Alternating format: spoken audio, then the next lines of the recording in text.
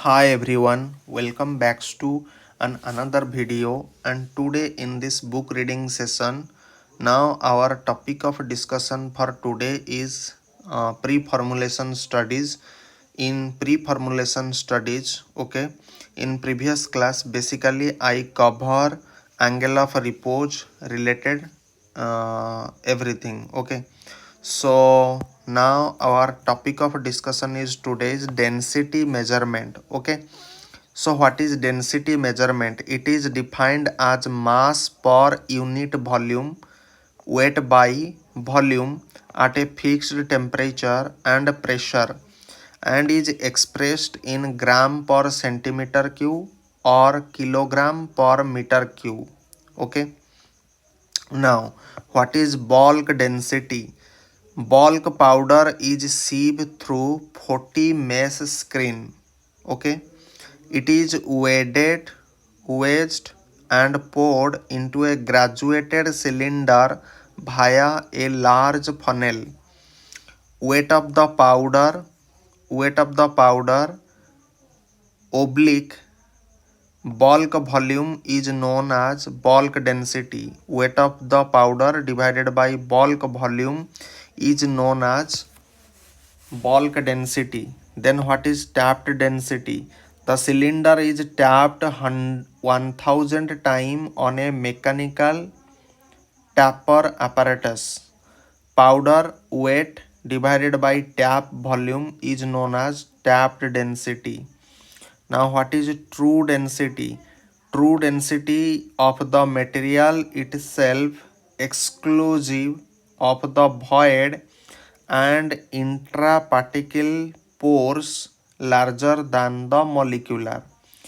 Mass divided by true volume is known as true density.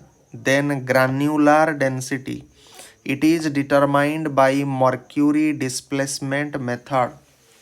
ठीक. Now coming to the Car's index. So Car's index is equal to tapped density minus bulk density divided by tapped density into 100 is your formula of Car's index.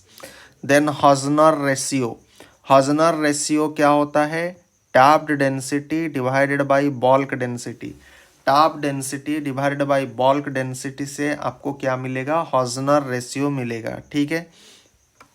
यहाँ पर हॉजनर ratio का एक tabulation है, ठीक है। हॉजनर ratio अगर 1 से लेकर के 1.11 के बीच में अगर आ रहा है तो हमारा फ्लो कैरेक्टर कैसा होगा? एक्सलेंट होगा। एंड कार्स इंडेक्स जिसे बोला जाता है कंप्रेसिबिलिटी इंडेक्स कितना आएगा? परसेंट में। यह हमेशा परसेंट में आता है, ठीक है। तो ये कितना आएगा? लेस दान इक्वल टू 10 आएगा, ठीक है। अगर हजनर रेशियो आपका 1.12 से लेकर के 1.18 के बीच में आ रहा है तो हमारा फ्लो कैरेक्टर कैसा होगा? गुड ही होगा। एंड इसका कार्स इंडेक्स कितना परसेंटेज हो जाएगा? 11 से लेकर के 15 के बीच में हो जाएगा। अगर हमारा हजनर रेशियो 1.19 से लेकर के 1.25 के बीच में आ रहा है तो फ्लो कैरेक्टर कैसा होगा? फेयर होगा। एंड इसका कार्स इंडेक्स कितना होगा? 16 से लेकर के 20 तक होगा, ठीक है। नाउ अगर हजनर रेशियो हमारा 1.26 से लेकर के 1.34 के बीच में आ रहा है तो हमारा फ्लो कैरेक्टर क्या होगा? पासेबल होगा। एंड हमारा कार्स इंडेक्स कितना होगा? 21 से लेकर के 25 के बीच में होगा। एंड अगर हमारा हजनर रेशियो 1.35 से लेकर के 1.45 तक बीच में हो रहा है तो हमारा फ्लो कैरेक्टर कैसा होगा? पुअर होगा। एंड इसका कार इंडेक्स कितना होगा? 26 से लेकर के 31% तक होगा, ठीक है। एंड हमारा अगर देखा जाए तो हजनर रेशियो अगर 1.46 से लेकर के 1.59 के बीच में आ रहा है तो हमारा फ्लो कैरेक्टर क्या होगा? वेरी पुअर होगा। एंड अगर देखा जाए तो हमारा कार्स इंडेक्स कितना होगा? 32 से लेकर के 37 के बीच में होगा, मतलब 32 से लेकर के 37% होगा। एंड अगर ग्रेटर देन 1.60 अगर हो गया हजनर रेशियो तो हमारा फ्लो कैरेक्टर कैसा होगा, वेरी वेरी पुअर होगा।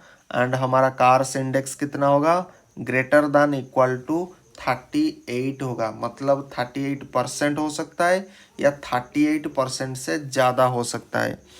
देन हमारा डायरेक्ट मेथड हम देखेंगे, डायरेक्ट मेथड, ठीक है। डायरेक्ट मेथड में हम देखेंगे हमारा हुपर फ्लो रेट क्या होता है। Hooper flow rate, in this method amount of a powder that flows in a fixed time is measured.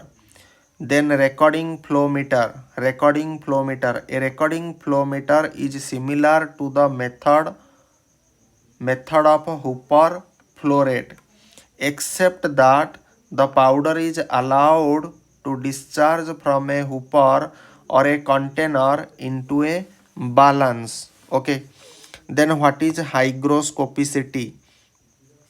Many pharmaceutical material have a tendency to absorb. Many pharmaceutical material have a tendency to adsorb atmospheric moisture, especially water soluble salt form. They are called hygroscopic, and this phenomenon is known as hygroscopicity. Many pharmaceutical material have the tendency to adsorb atmospheric moisture, especially water soluble salt form. They are called as hygroscopic, and this phenomenon is known as hygroscopicity. Adsorption and equilibrium moisture content can depend upon the atmospheric humidity, temperature, surface area, exposure, and the mechanism of a moisture uptake. The European Pharmacopoeia Technical Guide has classified the degree of hygroscopicity into 4 classes based on their static method. After storage at 25 degrees Celsius for 24 hours at 80% relative humidity, RH मतलब relative humidity. Then अगर slightly hygroscopic होगा तो क्या होगा, increase in weight is greater than equal to 0.2% weight by weight and less than 2% weight by weight, ठीक है। Then hygroscopic अगर होगा, ये जीपैट 2020 में आया था कि अगर हाइग्रोस्कोपिक होगा तो बताओ क्या होगा, इंक्रीज इन वेट कितना होगा, greater than 0.2% W by W मतलब weight by weight and less than 15% weight by weight. तो टैबुलेशन से भी क्वेश्चन आ सकता है, तो टैबुलेशन अगर पढ़ोगे तो यहाँ से क्वेश्चन बनेगा। देन वेरी हाइग्रोस्कोपिक अगर होगा तो increase in weight is greater than equal to 15% weight by weight. तो यहाँ पर हमेशा याद रखो, यहाँ पर ये जो होता है ना ग्रेटर देन इक्वल टू, हमेशा इस चीज़ को ध्यान में रखना। यहाँ पर भी ग्रेटर देन इक्वल टू मतलब ये 0.2 भी हो सकता है, 0.2 से भी बढ़ सकता है, ये बात हमेशा याद रखो, ठीक है। तो वेरी हाइग्रोस्कोपिक अगर होगा तो इंक्रीज इन वेट कितना होगा, greater than equals to 15% weight by weight मतलब 15% भी हो सकता है, 15% से ऊपर भी हो सकता है उसका वेट, ठीक है। देन डेलिक्वेशेंट अगर होगा तो sufficient water is absorbed to form a solution, sufficient water is absorbed to form a solution, ठीक है। Then effect of hygroscopicity on pharmaceutical parameter क्या क्या होगा, अगर हम देखेंगे हाइग्रोस्कोपिसिटी का इफेक्ट फार्मास्यूटिकल पैरामीटर में क्या क्या होता है, तो केमिकल स्टेबिलिटी आ जाता है, फ्लो प्रॉपर्टी ठीक से हो जाता है, सरफेस प्रॉपर्टी होता है, कंपैक्शन प्रॉपर्टी होता है, पार्टिकल एरोजोलाइजेशन होता है। Then analytical method for monitoring moisture level, analytical method for monitoring moisture level, ये जीपैट 2015 में आया था एंड 2023 में भी यही सेम आया था। Then analytical method for monitoring moisture level, moisture level को मॉनिटर करने के लिए कौन सा एनालिटिकल मेथड होता है? ग्राविमेट्री होता है, थर्मोग्राविमेट्री एनालिसिस होता है, कार्ल फिशर टाइट्रेशन होता है, गैस क्रोमेटोग्राफी होता है। तो आपको अगर कई बार होता है, कभी इंटरव्यू में अगर जाओगे या जीपैट में भी यही सेम लेवल का क्वेश्चन आता है कि what are the analytical method that is used for monitoring the moisture level, moisture level को मॉनिटर करने के लिए कौन सा एनालिटिकल मेथड यूज होता है बताओ।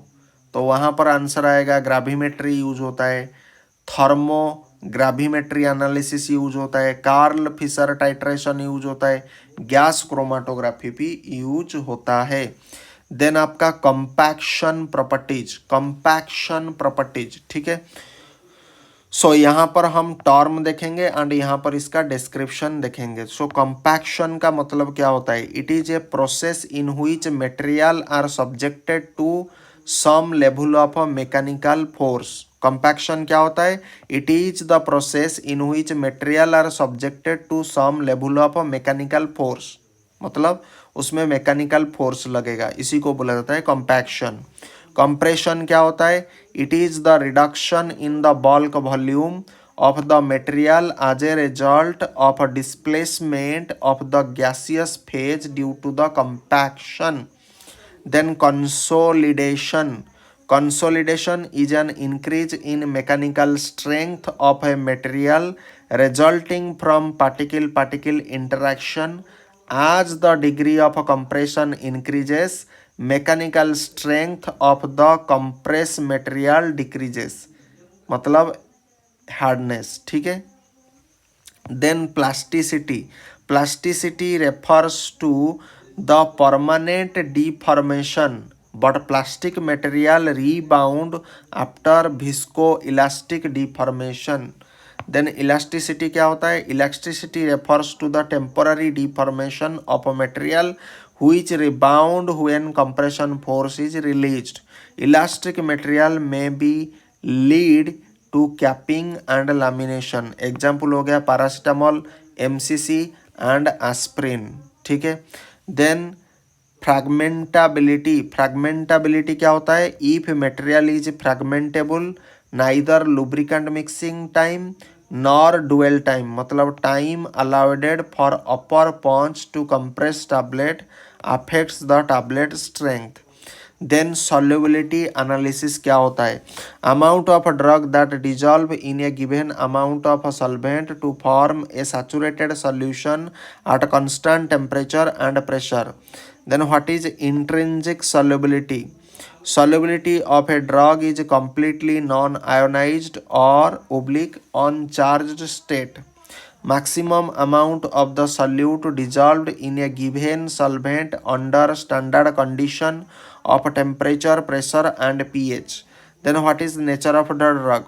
Increases in solubility of a drug in acidic solution than pure water.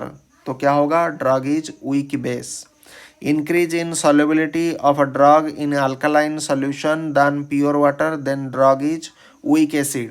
Increase in solubility of the drug both acidic and alkaline solution means the drug is amphoteric, has 2 pKa value.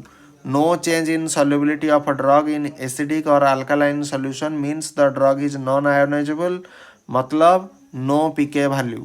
Then solubility expression, यहाँ पर हम descriptive phase जानेंगे and यहाँ पर हम क्या जानेंगे? Approximate quantities of a solvent in per gram of solute. Then very soluble का क्या होगा? Less than 1 part. Freely soluble क्या होगा? 1 से लेकर के 10 पार्ट। सॉल्युबल का क्या आएगा? 10 से लेकर के 30 पार्ट। देन स्पेरिंगली सॉल्युबल का क्या आएगा? 30 से लेकर के 100 पार्ट। देन स्लाइटली सॉल्युबल का क्या आएगा? 100 से लेकर के 1000 part. Then very slightly soluble का क्या आएगा? 1000 से लेकर के 10,000 पार्ट्स। देन प्रैक्टिकली इनसॉल्युबल का क्या आएगा? मोर देन 10,000 पार्ट्स, ठीक है। Then what is partition coefficient? A measurement of a drug's lipophilicity and an indication of its ability to cross cell membrane is the oil/water partition coefficient. The partition coefficient log P is defined as the ratio of unionized drug distributed between the organic and aqueous phase at equilibrium. So K O by W is equal to C1 by C2 concentration of a drug in octanol divided by concentration of a drug in water. For ionizable drug exist as a n more in one of the following phase. So K O by W means C1 to the power n divided by C2 is equal to concentration of a drug in octanol to the power n divided by concentration of a drug in water. So if K O by W is greater than 1, then lipophilic drug, and if K O by W is less than 1, then it is hydrophilic drug. So आज के लिए इतना ही.